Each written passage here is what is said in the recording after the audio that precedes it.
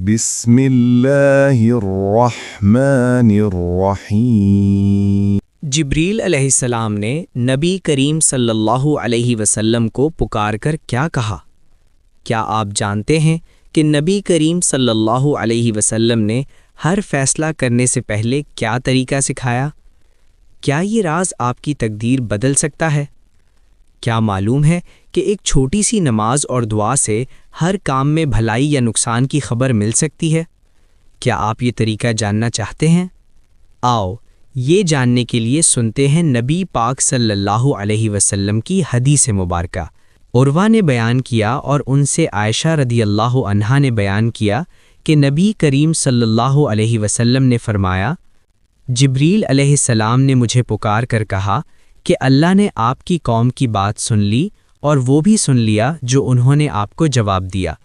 جابر بن عبداللہ سلمی رضی اللہ عنہ نے خبر دی، انہوں نے کہا کہ رسول اللہ صلی اللہ علیہ وسلم اپنے صحابہ کو ہر مباح کام میں استخارہ کرنا سکھاتے تھے، جس طرح آپ قرآن کی سورت سکھاتے تھے۔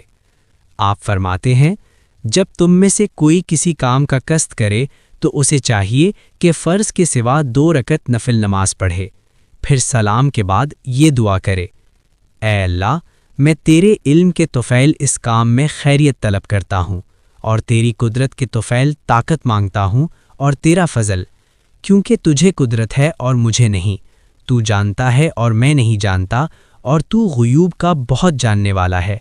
اے اللہ، پس اگر تو یہ بات جانتا ہے، اس وقت استخارہ کرنے والے کو اس کام کا نام لینا چاہیے کہ اس کام میں میرے لیے دنیا و آخرت میں بھلائی ہے، یا اس طرح فرمایا کہ میرے دین میں اور گزارن میں اور میرے ہر انجام کے اعتبار سے بھلائی ہے، تو اس پر مجھے قادر بنا دے اور میرے لیے اسے آسان کر دے، پھر اس میں میرے لیے برکت عطا فرما۔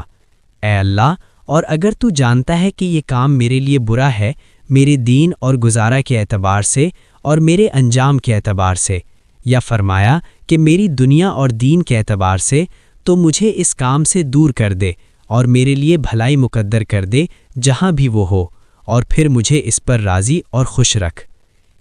دعا کرتا ہوں اللہ پاک مجھے اور آپ کو اس حدیث پر عمل کرنے کی توفیق دے۔ مزید ایسی حدیث سننے کے لیے میرے چینل پیغام حدیث کو سبسکرائب کریں، شیئر کریں اینڈ لائک کریں۔